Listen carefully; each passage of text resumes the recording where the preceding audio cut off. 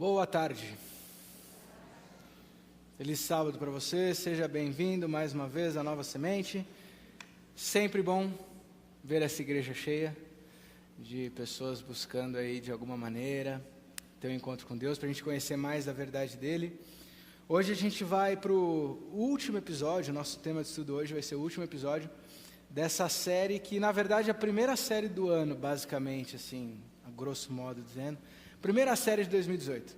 Já adianto para você que na semana que vem a gente vai começar uma nova série que ela vai ser bastante importante, porque ela vai dar um pouco da tônica daquilo que vai ser o nosso chamado, nosso ideal para o ano de 2018. Então, semana que vem a gente começa esse tema. E falando desses projetos para o ano esse, 2018 agora, quero também, antes de começar o tema em si, aproveitar para te avisar, pedir o pessoal da mídia colocar, que já estamos iniciando o ciclo do Vida em Grupo. Você sabe que a gente convida você o tempo inteiro para ter uma comunhão maior com Deus, e essa comunhão não pode acontecer só restrita a essas quatro paredes, não pode acontecer só no sábado, durante umas 2 horas que você passa aqui de manhã, não, precisa ser mais do que isso. E o Vida em Grupo é o convite que a gente faz para você levar isso para sua casa, ou viver essa comunidade também durante a semana. Então você tem ali na arte, que já desistiu de mim, você tem ali na arte as casas que já estão separadas para poder receber a igreja. A gente vai separando em grupos pequenos. E ali tem um e-mail, tá? Eu sei que está pequenininho, não dá para ler direito. Aqui é só para te chamar a atenção. Então tem um e-mail ali, vidaemgrupo@novasemente.org, onde você pode ter mais informações, vidaemgrupo@novasemente.org, ou lá fora também no hall, acho que vai ter alguém para poder tirar uma eventual dúvida, tá bom? Fica o convite. Convite feito. Essa série que nós temos estudado nas últimas 3 semanas tem como título Convite à Alegria. Eu não sei se você pode estar conosco todos os sábados ou em todos os episódios, mas nessa série nós temos estudado o livro de Filipenses. A série tomou o mês de fevereiro certinho, 4 sábados, 4 temas, porque a carta de Filipenses tem 4 capítulos, então a cada semana estudamos um capítulo do livro de Filipenses. Inclusive, nós te convidamos a, durante essas semanas dessa série, poder estudar esse tema em casa. Ou melhor, estudar o livro de Filipenses em paralelo com as mensagens. Eu não sei se você conseguiu fazer isso, mas eu espero que sim. E espero que de alguma maneira tenha crescido o seu conhecimento, enriquecido sua relação com Deus. Ao longo dessa série nós falamos sobre unidade, falamos sobre humildade, sobre fidelidade. E hoje, no último tema da série, falaremos sobre alegria, que é o tema macro dessa carta, dessa série. Antes que eu me esqueça, quero saudar também você que está acompanhando a gente pela internet, que você possa ouvir a voz de Deus aí, onde você está. E se você perdeu algum tema da série, você pode também assistir aí, você tem essa vantagem para poder estar a par do tema. Bom, para começar a nossa reflexão de hoje, eu quero te fazer uma pergunta. Eu queria que você raciocinasse comigo aí. O que é felicidade? O que é felicidade? O que significa alegria? Que é o tema que a gente está falando. Se é um convite à alegria, o que é alegria? Eu sei que talvez vai aparecer um monte de definição aí na cabeça, algumas mais rápidas, outras mais demoradas, mas eu queria te convidar a uma reflexão profunda, muito mais que simplesmente mostrar os dentes, algo muito mais profundo. O que é felicidade? Alguma vez você já tentou buscar essa definição? O que significa alegria? Segundo o dicionário da língua portuguesa, busquei uma definição aqui. Alegria é o estado de satisfação extrema, é um sentimento de contentamento ou de prazer excessivo. Isso é alegria segundo o dicionário. Talvez buscando um conceito um pouco mais poético, filosófico, achei uma definição interessante do professor Clóvis Barros Filho, que ele fala que felicidade é um instante de vida que vale por si só. Bonitinho, né? Um instante de vida que vale por si só. O que é felicidade para você? Tem muita gente que às vezes passa a vida inteira buscando entender o segredo da felicidade. Muitos vão dizer, inclusive, que ser feliz é uma das maiores buscas, ou é a maior busca de todo ser humano. O maior desejo de todo ser humano é ser feliz. Talvez a gente possa questionar se esse é de fato o maior, mas inegavelmente uma das maiores buscas do ser humano, em qualquer cultura, em qualquer tempo, em qualquer lugar, é a busca pela felicidade. Qual é o caminho para a felicidade? Talvez a gente tenha dificuldade de responder essa pergunta, do qual é o caminho para a felicidade, justamente porque a gente não tem respondido a pergunta anterior. Porque antes de eu saber como chegar na felicidade, a real pergunta deveria ser essa: o que é felicidade? O que é essa tal de felicidade que a Bíblia está convidando a gente a viver? Essa pergunta é importante, eu estou enfatizando ela, porque ela é fundamental, ou é essa pergunta que Paulo busca responder no 4º capítulo do livro de Filipenses. E eu convido você então a abrir sua Bíblia. Filipenses capítulo 4. Esse é o capítulo do nosso estudo de hoje. Filipenses capítulo 4. Carta aos Filipenses, no capítulo 4. Enquanto você abre, eu vou falando um pouquinho aqui da estrutura do capítulo. Se você tiver a Bíblia no papel, talvez vai ser mais fácil de visualizar o que eu estou dizendo agora, tá bom? O capítulo 4 dos Filipenses, ele pode ser dividido, ou ele está dividido na nossa Bíblia, em 4 blocos, 4 trechos. O primeiro bloco, ele vai do verso 2 até o verso 7. Nesse trecho, Paulo está falando sobre um desentendimento que aconteceu na igreja da cidade de Filipos. Ele menciona ali 2 mulheres chamadas Evódia e Sintique. Eram 2 mulheres fiéis, 2 crentes de fato, que haviam até participado da obra de Paulo, mas que por alguma razão haviam chegado a um desentendimento. Aparentemente não era nada muito grande, mas na união do corpo de Cristo, qualquer tipo de desentendimento não é bem-vindo. Então agora Paulo pede ajuda para que essas 2 mulheres se entendam. Paulo pede ajuda inclusive de um companheiro dele, que a Bíblia não menciona quem é, um companheiro misterioso aí, para que pudesse ajudar a apaziguar o entrevero entre as 2 mulheres. Alguns vão especular que o nome desse rapaz era Císigos, mas é mera especulação. No segundo bloco, do verso 8 até o verso 9, nós temos Paulo nos fazendo um alerta sobre o cuidado com aquilo que pensamos. E a gente vai analisar com mais calma daqui a pouquinho sobre isso. No terceiro bloco, temos Paulo expressando sua gratidão pelo apoio financeiro que os filipenses haviam oferecido a ele. Paulo também menciona Epafrodito, que assume um papel de mensageiro, onde ele trazia as ofertas dos filipenses e levava a própria carta aos filipenses, provavelmente foi ele que levou até a igreja. E finalmente, no quarto bloco, do verso 21 ao 23, nós temos a despedida de Paulo, onde ele manda suas bênçãos, seus desejos de felicidade à igreja, e também menciona as pessoas que estavam com ele, como aqueles que serviam na casa de César. Mas não é essa a estrutura que eu queria analisar com você hoje, por isso que eu passei rapidinho. Eu queria me demorar com você hoje justamente no ponto da alegria, porque ao longo desses 4 blocos, nós vemos que Paulo vai espalhando alguns conselhos que nos ajudam a definir o que é a alegria que ele nos convida nessa carta, mas também a como encontrar essa tal de felicidade. E por isso, eu quero ler então com você hoje esses conselhos, iniciando no verso 4 do capítulo 4. Esse foi o primeiro verso que lemos para iniciar essa série há 3 semanas atrás. E hoje eu queria iniciar também a última mensagem com esse mesmo verso. Filipenses 4, verso 4. E antes de lermos, como de costume, quero convidar você a mais uma oração, pedindo a direção divina. Você ora comigo?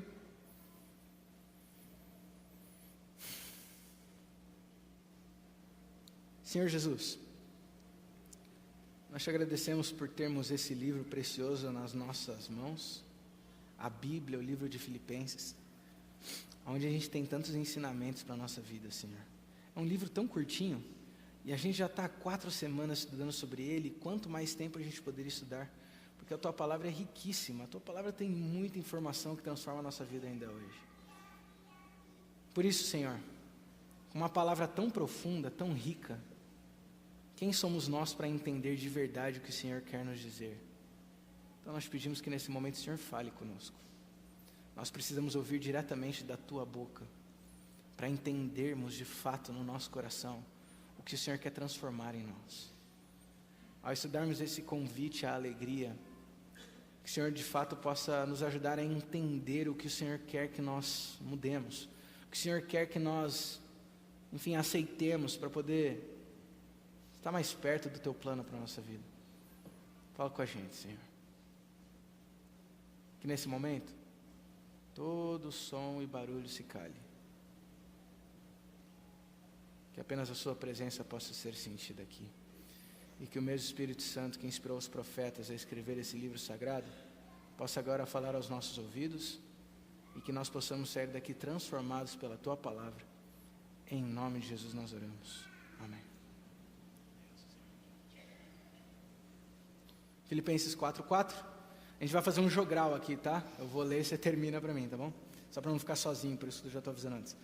Alegrai-vos sempre no Senhor. Outra vez vos digo. Pegaram o jogral? Vamos mais uma vez? Para ficar bonito.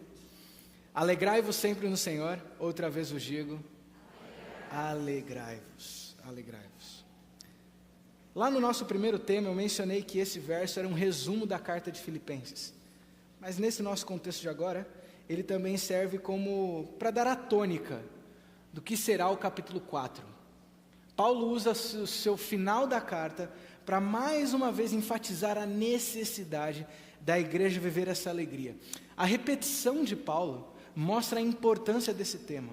Para pensar nesse verso. Paulo não está convidando a alegria. Paulo está praticamente ordenando. Sejam alegres. Pelo amor de Deus, sejam alegres. É quase que um mandamento. Sejam alegres. Só que então nós voltamos à pergunta. O que é essa alegria? O que é essa alegria? Talvez a primeira pista para que nós possamos entender de que tipo de alegria Paulo está falando, esteja no próprio verso. Se a gente lê devagar, você percebe isso. Alegrai-vos sempre no Senhor. Alegrai-vos no Senhor. Que tipo de alegria Paulo está falando? Paulo está falando que a felicidade cristã não é qualquer felicidade. É uma felicidade que vem do Senhor. É uma felicidade que vem de Deus. Só para a gente ampliar um pouco mais a ideia, deixa marcado esse texto de Filipenses que a gente já vai voltar aí, tá bom? Quero só ler com você um texto de Gálatas, está aí pertinho, poucos livros antes. Gálatas capítulo 5, no verso 19. Gálatas 5, no verso 19. Aqui é o próprio Paulo falando de novo, e ele traz outra ideia sobre esse mesmo conceito de uma alegria que vem do Senhor. Gálatas 5, 19 é um trecho conhecido da Bíblia, eu vou ler aqui. A Bíblia diz assim, Gálatas 5, 22, desculpa, 22. Gálatas 5, 22 diz assim: mas o fruto do Espírito é amor, alegria, paz, longanimidade, benignidade, bondade, fidelidade, mansidão, domínio próprio, e contra essas coisas não há lei. Veja, aqui nós temos a lista dos frutos do Espírito. Isso é um trecho conhecido da Bíblia. E entre os frutos do Espírito, entre outras coisas, Paulo menciona que a alegria é um deles. Veja, a alegria vem do Senhor. A alegria é um dom do Espírito de Deus. Isso significa que a alegria não é natural do ser humano. No mesmo capítulo 5, se você ler agora sim do verso 19 ao 21, você vai ter a lista das obras da carne. O que é isso? É aquilo que é natural do ser humano, em contraste com o que vem de Deus, o fruto de Deus. E você vai ver que nas obras da carne não existe a alegria. Porque essa alegria que Paulo está falando não é natural do ser humano. Por que não dizer que essa alegria na verdade é um milagre? A alegria que Paulo está falando é um milagre. Então a gente entende que a gente está falando de uma alegria sobrenatural, uma alegria fora do comum. E mais, se a alegria é um fruto do Espírito, isso significa que ela é uma consequência da presença de Deus em mim, entende? Ou seja, se eu não tenho essa alegria que Paulo fala, o que eu devo buscar não é a alegria em si. O que eu devo buscar? Deus, porque na hora que Deus estiver, essa alegria vai aparecer. Por outro lado, eu tenho que dizer também que essa alegria, ela não existe sem Deus, porque ela vem do Senhor. Aí eu já faço o primeiro parênteses aqui, porque eu estava conversando com a Amanda lá em casa, sobre a mensagem, sobre o tema, esse tema aqui, e ela falou para mim assim: amor, eu não concordo com o que você falou ali no sermão. Eu falei: ué, mas como assim? Está o verso bíblico lá, está na Bíblia. Ela falou: não, mas isso aí está errado. Falei, beleza, né? Vou jogar o sermão fora, né? Minha esposa concorda, quer dizer, pregar para quem, né? Tô sem mensagem. Enfim, aí depois dessa crise, eu falei para ela, até perdi a linha de raciocínio aqui. O que eu falei? Nossa, me perdi. Assim, eu falei que ela falou que a mensagem não estava certa. Assim, lembrei. Aí ela falou assim, eu perguntei, por que você não acredita? Acontece, gente, ao vivo. Aí ela perguntou assim, por que você não acredita? Eu perguntei para ela. Ela falou, porque eu conheço várias pessoas que não creem em Deus, que não seguem a Deus e são felizes. Está tudo de bem com a vida, está tudo certo. Isso não é verdade. Você conhece gente assim também? Acontece que essa alegria que Paulo está falando aqui, não é esse tipo de alegria que a gente define. Paulo não está falando de sorrisos, Paulo não está falando de pulos, Paulo não está falando de saltos de alegria, de fogos de artifício, Paulo não está falando disso. Paulo não está falando de uma vida onde tudo dá certo, Paulo está falando de um outro tipo de alegria. É só você parar para lembrar do contexto de Paulo. Lembra que a gente analisou no primeiro tema? Quando Paulo escreve a carta aos Filipenses, aonde ele está? Lembra? Na prisão, ele está preso em Roma. Agora imagina a cena, vamos à arte de especular aqui. Imagina Paulo na prisão em Roma, perseguição injusta, só por causa da fé dele, pregando de Deus e sendo perseguido por causa disso. E agora você imagina Paulo sentado lá na prisão e dando risadas. Que condições favoráveis. Lógico que não. Não é esse tipo de alegria que Paulo está falando. É um outro tipo. Na verdade, até sobre essa alegria, dessa alegria que não vem de Deus, o livro de Provérbios fala diversas vezes da alegria dos ímpios. E Provérbios fala da superficialidade e do quão passageiro é essa alegria. Então não é desse tipo de alegria que Paulo está falando. Paulo está falando de algo sobrenatural. Um milagre. O que é essa alegria? Me permita acrescentar um conceito aqui. Eu não sei se você concorda comigo, mas há algum tempo, justamente refletindo nessa pergunta do que é alegria, eu tenho chegado à conclusão que a alegria é um sentimento que está completamente linkado com um outro tipo de sentimento, que é paz. Você concorda? Alegria e paz são quase sinônimos. Um depende do outro. Para pensar comigo. Quando você está em paz, você está feliz, não está?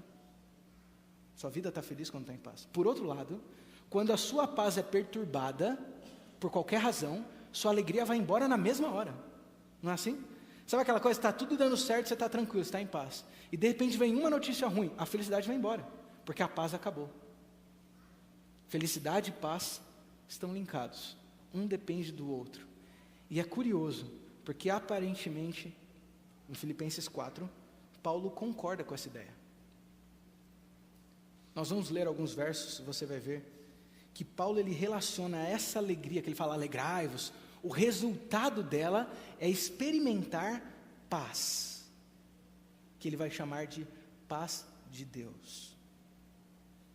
A alegria que Paulo está falando não é um sorriso no rosto constante. Paulo fala, alegrai-vos sempre, ninguém está sorrindo o tempo inteiro, lágrimas escorrem, não tem jeito, problemas acontecem, a tristeza vem. O cristão, a alegria cristã não é uma alienação da realidade, é algo muito mais profundo. Quando Paulo nos convida a nos alegrar constantemente, ele está nos falando de paz. A paz de Deus. Assim eu vou mudar a pergunta agora. Minha pergunta não é mais o que é felicidade, se nós entendemos que essa felicidade vem de Deus e está relacionado com paz. A minha pergunta é, você é feliz? E eu não estou perguntando se você ri o tempo inteiro. Você é feliz, na essência? Eu também não estou perguntando se o contexto seu de vida está feliz. Estou perguntando se você é feliz. Você é alegre? Você tem paz? Você tem paz, de verdade? Pastor, minha vida está passando por dilemas, minha vida não está em paz.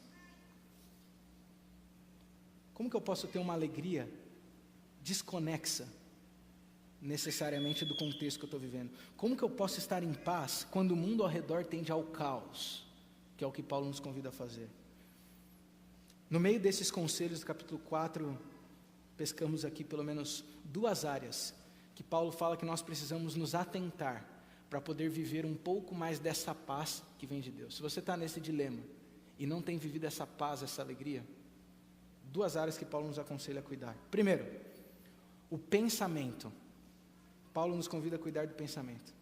Volta para Filipenses 4, e agora eu vou ler tudo em Filipenses 4, do verso 8 até o 9, a Bíblia diz assim: finalmente, irmãos, tudo que é verdadeiro, tudo que é respeitável, tudo que é justo, tudo que é puro, tudo que é amável, tudo que é de boa fama, se alguma virtude há e se algum louvor existe, seja isso o que ocupe o vosso pensamento. O que também aprendestes e recebestes e ouvistes e vistes em mim, isso praticai. E olha agora: e o Deus da paz será convosco. E o Deus da paz será convosco.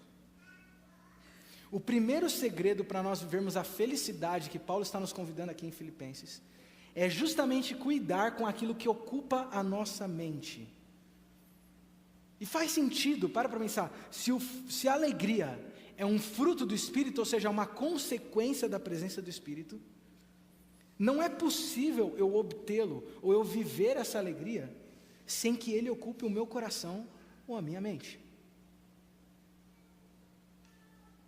E assim eu te pergunto, com o que você tem enchido a sua mente?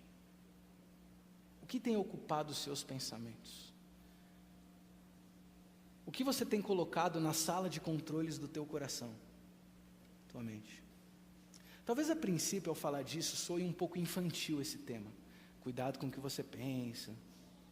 Está pensando coisas saudáveis. Parece um pouco infantil, eu sei. Mas pensa de verdade. Para pensar a fundo. Não é tão infantil assim. Que tipos de músicas você ouve? Ou que filmes e programas de TV você tem assistido? Quais são os sites que você visita? E que tipo de conhecimento os livros que você lê traz à sua mente? Que tipo de conversas você tem tido no seu dia a dia? Que tipo de pessoa é o seu referencial? Com que você tem de fato ocupado sua mente? Para pensar. Paulo diz que o nosso pensamento deve ser ocupado apenas com tudo aquilo que é, olha a lista: verdadeiro, respeitável, justo, puro, amável, de boa fama, virtuoso e digno de louvor. Se não tiver essas características, Paulo diz, não deveria estar na nossa cabeça. Deixa eu fazer um exercício rápido com você, só para você ver que não é infantil esse tema. Vou fazer um exercício rápido. Eu imagino que você está pensando no que você pensa agora, certo? Estou falando sobre o tema. Então, agora que você pensou no que você pensa e está, enfim, pensando nisso, eu vou repetir, é meio confuso, né? Eu vou repetir a lista, olha o exercício, bem bobinho, tá? Eu vou repetir a lista do que deveria ser, e você, no seu pensamento, vai pensar uma comparação do seu pensamento com o que você deveria estar pensando. Ficou claro? Não ficou, teve gente que falou não. Então é o seguinte, eu vou falar a lista do que Paulo disse, eu vou repetir com calma, e você vai comparar com aquilo que tem ocupado a sua mente. Compara aí. O que você tem pensado é verdadeiro? É respeitável o que você tem pensado sobre aquela outra pessoa? É justo o que você tem pensado? É puro? O que está na tua mente agora é puro? É amável? De boa fama? É virtuoso? O que está na sua mente é digno de louvor? Percebeu que não é tão infantil assim? O que tem ocupado nossa mente? Se a mente não estiver ocupada com aquilo que vem do alto, então eu não consigo que o Deus da paz esteja comigo. É como se eu não convidasse Deus, o Deus da paz, para entrar no meu coração e na minha mente, então não desfruto da paz. É lógico. Cuidado com o que nós pensamos. Mas tem uma segunda esfera que Paulo menciona aqui no texto. E o segundo cuidado que ele pede para nós termos, além do que entra na nossa mente, ele pede para cuidarmos com a ansiedade. Leia comigo, versos 6 até o 7. 6 e 7. A Bíblia diz assim: não andeis ansiosos de coisa alguma. Em tudo, porém, sejam conhecidas diante de Deus as vossas petições, pela oração e pela súplica com ações de graças.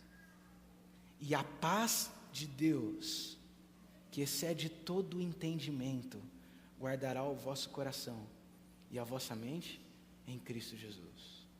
Eu vou repetir só essas duas frases que resumem tudo. Não andeis ansiosos, e a paz de Deus, que supera a razão, que é incompreensível, vai habitar em você. Tem alguém aqui que é ansioso? Só os ansiosos levantaram a mão, né? Afoitos. Teve um quase ficou de pé ali também, calma. A ansiedade.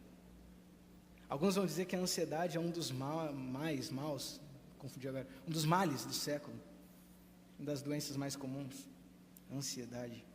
Ansiedade é a preocupação com o amanhã. Você já parou para pensar o quão sem sentido é a ansiedade, se você pensar racionalmente? Porque na ansiedade, nós nos preocupamos e perdemos o sono por uma coisa que ainda não aconteceu. Para pensar o que isso significa. Se você tiver uma crise de ansiedade, você pode parar no hospital por algo que não existe. É um sofrimento virtual. É um sofrimento irreal. Para pensar. Não aconteceu a coisa. E quantas vezes a gente fica ansioso por uma coisa que nem acontece no fim das contas? Também não é assim? Quantas vezes?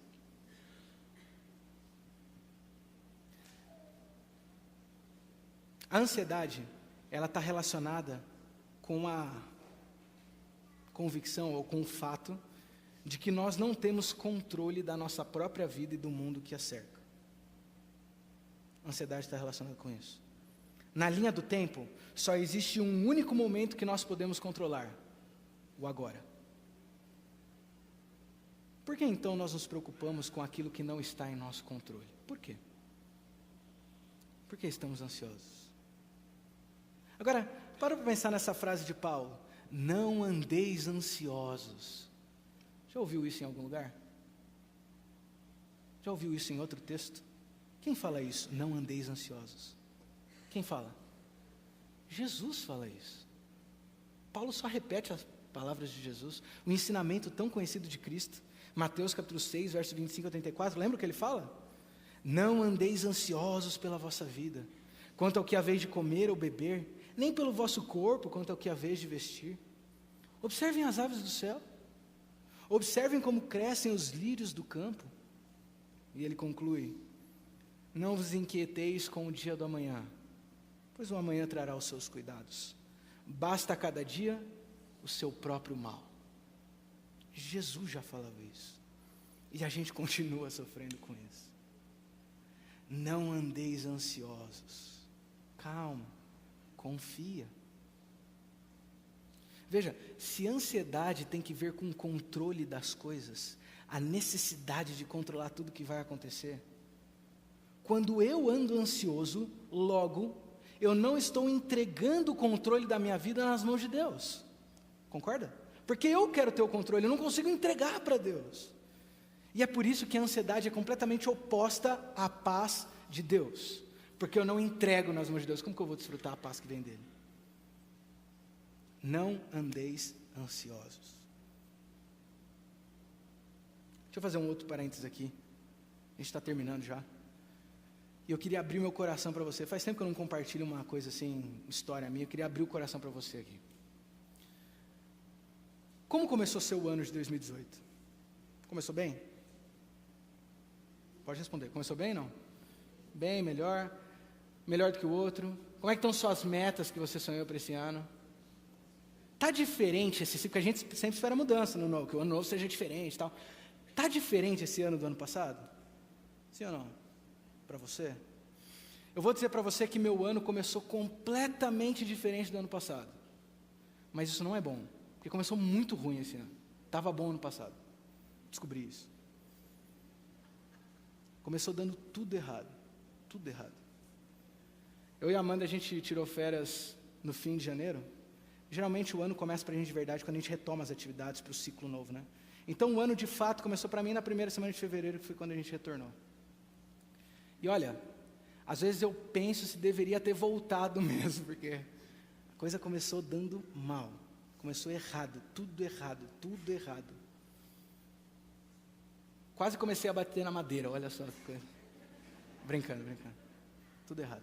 Eu até compartilhei aqui no momento do discipulado, algumas semanas atrás, até falei isso por alto. Mas eu passei, estou compartilhando aqui com você, assim, você vai entender porque eu estou falando isso. Mas esse ano, quando começou assim as atividades, eu entrei numa crise interna, pessoal, que eu nunca tinha experimentado antes. E para colaborar, tudo deu errado. A primeira semana do ano, ou a primeira semana de volta às atividades, não é que eu tenho notícias ruins para te contar, é que deu tudo errado, não tem uma boa notícia, sabe? Olha, teve esse lado bom, mas isso aqui foi, não tem o lado bom, foi só ruim. Tudo deu errado. É quando você pensa, puxa vida, não tem mais o que acontecer. Acontece. O ápice não, esse foi o de menos no fim das contas. Pra você ter uma ideia, foi tão errada a semana que no fim da semana bateram no meu carro e eu nem me preocupei, porque já estava pior. Não é? Foi o que eu menos preocupei, foi eu batido no carro. Carro, tanto faz. Tudo errado. Aí veio a semana seguinte, a segunda semana de fevereiro. Aí sabe o que aconteceu? Absolutamente nada. Na verdade as coisas pioraram ainda. Não teve problema novo, que já é uma vitória. Mas os problemas que existiam pioraram. Parece que você chegou no fundo do poço e estão te pressionando para cavar mais. Aí veio a terceira semana, continuou tudo errado. Olha, sendo bem honesto para você, que a primeira assim, tentativa de que talvez possa começar a querer melhorar foi antes de ontem. A primeira notícia positiva. Eu estou até não comemorando muito, porque eu acho que uma hora vai ainda, não quero cantar a vitória antes da hora, mas tudo errado. Agora, por que eu estou compartilhando para você? Meu ponto não é ressaltar o problema, você saia com dó de mim, meu Deus, vamos chorar pelo pastor, não é isso. Mas quero compartilhar com você o sentimento que eu experimentei, porque essa é uma situação que eu nunca tinha passado, e está me ensinando muita coisa. E aí, eu passei por 2 sentimentos nessa fase que eu ainda estou experimentando ela, não está resolvida ainda não, mas 2 sentimentos. O primeiro sentimento que eu experimentei, foi desespero.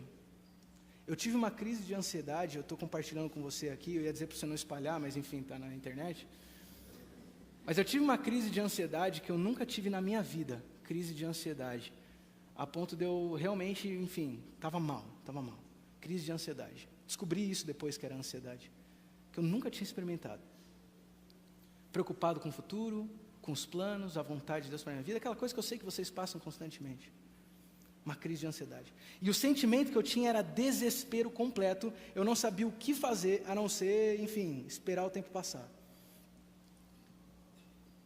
O tempo foi passando, os problemas foram aumentando e surgindo novos, até que teve uma hora, depois, conversei muito sobre o tema, orei sobre o tema, li sobre o tema, e aí eu percebi que na minha crise de ansiedade, eu estava orando a Deus, mas eu não estava entregando de fato a Deus. Eu estava falando, Senhor, por favor, me ajuda, mas eu não estava de fato entregando na mão dele. Por isso que eu estava ansioso, porque eu queria resolver, eu queria achar a solução. No meio desse caminho de crise, eu decidi então que eu ia entregar na mão de Deus. E quando eu falo entregar, eu parei até de pedir para Deus resolver os problemas. Eu simplesmente entreguei. Ou melhor, estou entregando porque é um exercício. Estou entregando nas mãos de Deus. E aí eu passei a experimentar um segundo sentimento. Eu estou sendo muito sincero aqui, tá? E eu passei a experimentar um segundo sentimento. Paz. Os problemas resolveram? Nenhum. Quer dizer, um resolveu agora, mas mais ou menos ainda. Na verdade, as bombas continuaram chegando no meu colo. Eu estava rindo à toa? Não. Eu estava pulando, problemas? Não. Mas eu estava em paz. Ou melhor, eu estou em paz. Paz. Porque a alegria que Deus quer dar para a gente, ela não é presa à circunstância que está em volta. Isso é o que é natural da gente. A alegria que Deus quer dar para a gente, essa paz, ela é sobrenatural. Ela é independente do que está acontecendo. Por isso que o convite de Deus para você hoje é para estar em paz. Não importa o que esteja acontecendo. Não andeis ansiosos.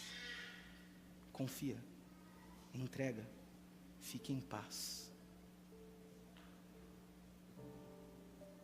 Você está em paz hoje? Vou enfatizar de novo. Eu não estou perguntando se o seu momento está em paz. Estou perguntando se você está em paz. Não estou perguntando se o seu contexto está feliz. Estou perguntando se você está feliz.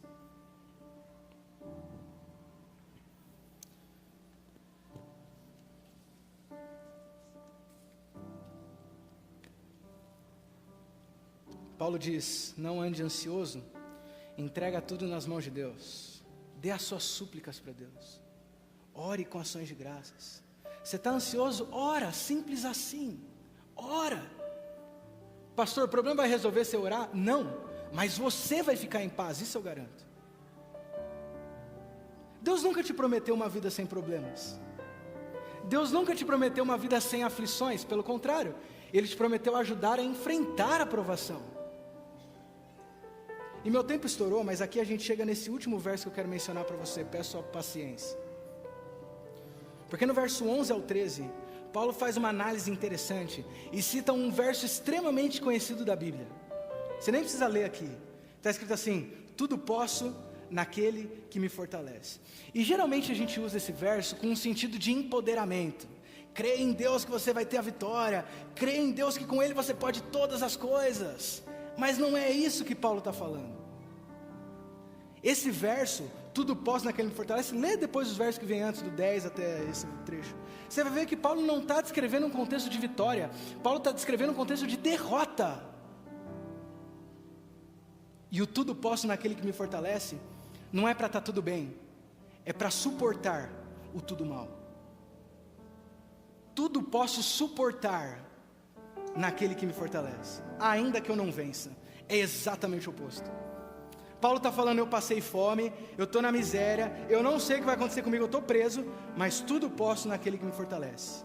Quer dizer que eu vou sair da prisão? Não faço ideia, mas eu posso suportar, eu posso estar em paz naquele que me fortalece.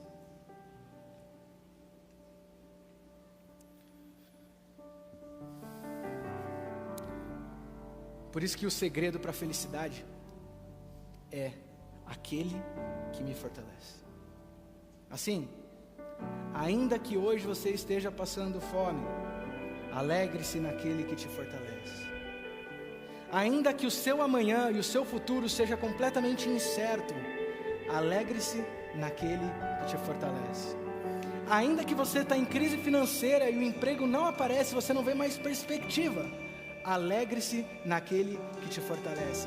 Ainda que o seu casamento, sua família está ruída e você está numa crise intensa, alegre-se naquele que te fortalece. Ainda que você esteja na solidão, no fundo do poço, alegre-se naquele que te fortalece. Experimente a paz que vem de Deus, ainda que o sorriso não venha à boca, ainda que as lágrimas escorram, alegre-se naquele que te fortalece. Paz sobrenatural, que excede todo entendimento. Paz que vem de Deus.